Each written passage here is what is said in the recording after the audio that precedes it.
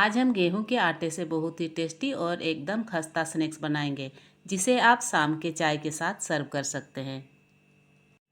सबसे पहले हम लेंगे 1 कप गेहूं का आटा और साथ में लेंगे सूजी। तो सूजी जो है वो आप बारीक या मोटी कोई सा भी ले सकते हैं। तो यहाँ देखिए हमने आधा कप सूजी ले लिया है, इसे भी डाल देंगे। अब हम इसमें डालेंगे अपने टेस्ट के अकॉर्डिंग नमक और इसमें डाल देंगे 1 चम्मच तेल। तो आप तेल या घी किसी का भी यूज कर सकते हैं।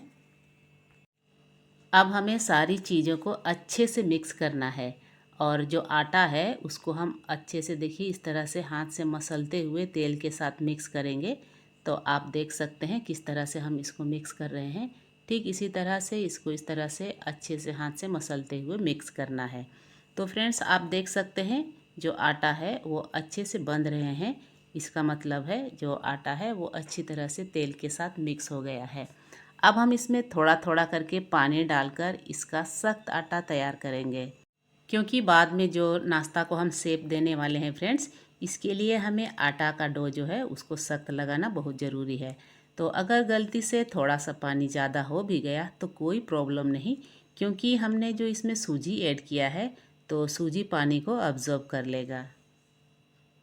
इसे बनाने में ना हमने मैदा और ना ही बेकिंग सोडा का यूज़ किया है, इसलिए ये नाश्ता बहुत हेल्दी बनने वाला है। आटा रेडी है। आप देखिए इसको हमने किस तरह से लगाया है। ये बहुत ज़्यादा सख्त भी नहीं है और बहुत ज़्यादा गीला भी नहीं है। तो चलिए इसको हम ढक के रख देते हैं साइड में। यहाँ हमने 3 उबले आलू लिए हैं। तो आलू को हमने पहले ही बॉईल करके रख लिया था। तो इस तरह से हम आलू का छिलका निकाल कर इसको ग्रेट कर लेंगे। इस रेसिपी के लिए आप आलू को हमेशा ग्रेट करके ही लीजिएगा। तो देखिए हमने इसको ग्रेट कर लिया है, इसको रख देंगे साइड में। और इधर गैस ऑन करके हमने एक पैन चढ़ा दिया है। इसमें 1 चम्मच तेल डाल दिया है। तेल जैसे ही गर्म हो जाए हम गैस के फ्लेम को बंद कर देंगे और फिर इसमें डालेंगे 1 टेबल स्पून हल्दी पाउडर, 1 टेबल स्पून धनिया पाउडर, आधा टेबल स्पून लाल मिर्च और 1 टेबल स्पून चाट मसाला। अब हम फिर से गैस के फ्लेम को ऑन कर देंगे और कुछ सेकंड जो है वो मसालों को भून लेंगे।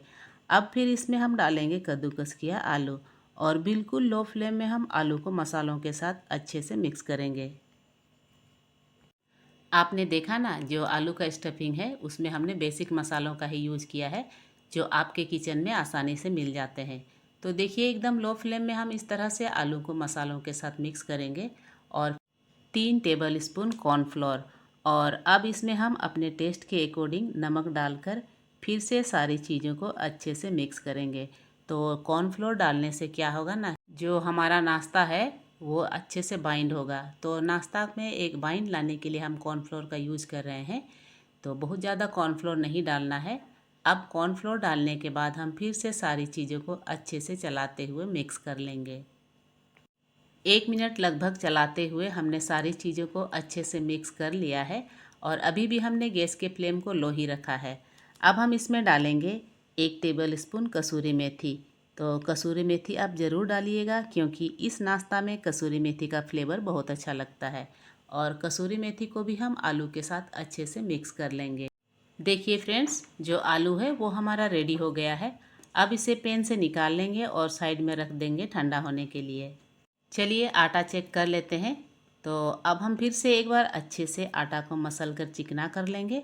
तो इस तरह से इसको मसल कर हमें चिकना कर लेना है। और आटा जब अच्छे से चिकना हो जाए इसके बाद हम इससे नींबू के आकार का बॉल तैयार करेंगे। बॉल के साइज़ को आप अपने हिसाब से छोटा या बड़ा कर सकते हैं, लेकिन हमने ना ही इसको बहुत बड़ा और ना ही बहुत छोटा रखा है। तो आटा से बॉल तैयार हो गया है और चलिए तब तक इधर देखिए आलू भी हमारा ठंडा हो गया है। अब हम आलू से भी छोटे छोटे बॉल तैयार कर लेते हैं।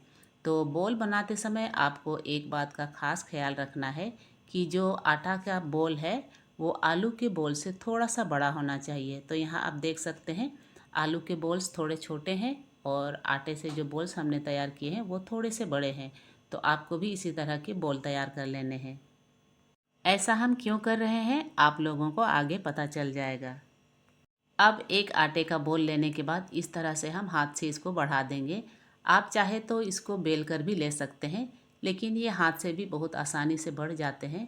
तो इसलिए हमने इसको इस तरह से हाथ से ही बढ़ाया है। अगर आपसे ऐसा नहीं होता है तो आप इसको बेल कर भी ले सकते हैं। पूड़ी के आकार का रोटी आपको तैयार करना है और जब इस तरह से आपका रोटी तैयार हो जाए तो आप आलू के जो बॉल्स हैं उसमें से एक बॉल लेने के बाद आप जो ये आटा का हमने पूड़ी बनाया है, मतलब छोटा रोटी तैयार किया है, इसके सेंटर में आप इसको रख दीजिएगा। तो इस तरह से सेंटर में रखने के बाद जो पूड़ी है या आप रोटी बोल सकते हैं, छोटी रोटी, उसको हमें इस तरह से अच्छे से आलू के बॉल्स को इसमें इस तरह से देखिए अच्छे से बंद कर लेना है। तो इसको बनाना बहुत आसान है और इस तरह से बंद करने के बाद अच्छे से आप इसको सील कर दीजिएगा ताकि तेल में जाने के बाद ये बिखरे नहीं। तो इस तरह से अच्छी तरह से बंद करने के बाद हल्के हाथों से सेंटर में प्रेस कर देना है। तो इस तरह से देख सकते हैं प्रेस कर देना है और ये देखिए एक पेड़ा हमारा तैयार हो गया है। तो इसी तरह से आपको सारा पेड़ा तैयार कर लेना है। इस मज़ेदार रेसिपी को आप भी एक बार ज़रूर ट्राई कीजिएगा, देखिएगा सबको बहुत पसंद आएगा। मेरे घर में तो बच्चे और बड़े सबको ये बहुत पसंद है। तो आप भी एक बार मेरे कहने पर इस रेसिपी को ज़रूर ट्राई कीजिएगा। ये खाने में तो बहुत मज़ेदार लगता ही है फ्रेंड्स, और इसको बनाने में भी आपको कम से कम समय लगता है। आप कम समय में झटपट से इस नाश्ता को तैयार कर सकते हैं। इसे बनाने के लिए आपको मार्केट से कुछ मंगाने की भी ज़रूरत नहीं है। अगर आपके घर में आलू और आटा है तो आप झटपट से इस नाश्ता को तैयार कर सकते हैं। यहाँ आप देखिए आलू और जो आटा है उसका पेड़ा हमने तैयार कर लिया है। तो सारे पेड़े को इस तरह से हमने तैयार करने के बाद प्लेट में रख लिया है। अब हम इसमें से एक पेड़ा लेंगे और इसको रखेंगे प्लेट में। फिर हम लेंगे एक साफ चाकू और चाकू लेने के बाद हम इसमें इस तरह से कट लगाएंगे। तो हमें सेंटर में कट नहीं लगाना है, इसके साइड में कट लगाना है। तो आप देखिए सबसे पहले हम इसमें इस तरह से कट लगाएंगे। तो यहाँ हमने शुरू में 4 कट लगाया है और फिर इसके बाद हम इस कट के बीच में और एक एक कट लगाएंगे। तो टोटल हमें यहाँ 8 कट लगाना है। आप इसे बहुत ध्यान से देखिएगा फ्रेंड्स कि हम किस तरह से इसे काट रहे हैं। तो इस तरह से काट लेने के बाद अब हम क्या करेंगे ना कि बीच में जो कटे हुए जो पार्ट है उसको हम इस तरह पकड़ करके ऐसे देखिए इस तरह से फोल्ड कर देंगे। तो इसी तरह से हम सारे कटे हुए पार्ट को ऐसे ही फोल्ड करते जाएंगे। तो आप फिर देखिएगा ये जो कट को हम इस तरह से फोल्ड करेंगे तो इससे क्या होगा ना कि नाश्ता जो है वो फ्लावर के शेप में आ जाएगा। आप वीडियो को पूरा देखिएगा फ्रेंड्स, तभी आपको समझ में आएगा। अगर आपने वीडियो को स्किप कर दिया तो आपको सारा प्रोसेस ठीक से समझ में नहीं आएगा। तो देखिए इस तरह से हमने इसको फ्लावर का शेप दे दिया है। तो इसके लुक को और थोड़ा अच्छा करने के लिए हम इस तरह से इसके एजेस को पकड़ के थोड़ा सा हल्का सा दबा देंगे। तो इसको दबाने के बाद आप देखिएगा ये जो नाश्ता का शेप है एकदम फ्लावर के शेप में आ जाएगा। इसलिए हमने आपको स्टार्टिंग में ही बताया था कि जो आटा का डो हमें लगाना है वो थोड़ा सख्त ही लगाना है, क्योंकि आटा का डो अगर हमारा गीला हो जाएगा तो ये जो फ्लावर का शेप हम बना रहे हैं वो अच्छा शेप नहीं आ पाएगा। तो देखिए फ्रेंड्स कितना सुंदर लग रहा है, एकदम प्रॉपर फ्लावर लग रहा है ना। एक और फ्लावर आपको बना के दिखाते हैं ताकि आपको इसमें समझने में कोई भी परेशानी ना हो। आप चाहे तो इसे इसी तरह पेड़ा जैसा बनाकर तेल में फ्राई कर सकते हैं, मगर आज हमने इस नाश्ता को नया लुक मतलब फ्लावर का लुक दिया है। जब आप इसे मेहमानों के सामने सर्व करेंगे ना तो मेहमान आपकी तारीफ़ ज़रूर करेंगे। इस नाश्ता को बनाना कितना आसान है ये तो आपने देख ही लिया। तो देखिए ये जो दूसरा फ्लावर है इसमें भी हमने कट लगा दिया है। तो इसको इस तरह से अब हम हाथ में उठा करके देखिए इस तरह से इसको फोल्ड करते हुए फ्लावर का शेप देंगे। तो आप इसको बहुत आसानी से बना सकते हैं, एक बार ट्राई ज़रूर कीजिएगा। और हाँ फ्रेंड्स, जब भी आप इस नाश्ता को ट्राई कीजिएगा हमें कमेंट करके ज़रूर बताइएगा कि आपकी रेसिपी कैसी बनी। तो देखिए ये जो दूसरा वाला फ्लावर है वो भी हमारा रेडी हो गया है। अभी से ही ये देखने में कितना सुंदर लग रहा है। तो आप देख सकते हैं जितने भी फ्लावर थे उसको हमने सेम प्रोसेस से इस तरह से तैयार कर लिया है। तो चलिए अब हम इन सारे फ्लावर्स को थोड़ा सा और अच्छा लुक देने के लिए इसके सेंटर में थोड़ा सा सफ़ेद तिल और कलौंजी लगा देंगे। तो इस तरह से देखिए सारे फ्लावर में हमने थोड़ा सा तिल और कलौंजी लगा दिया है।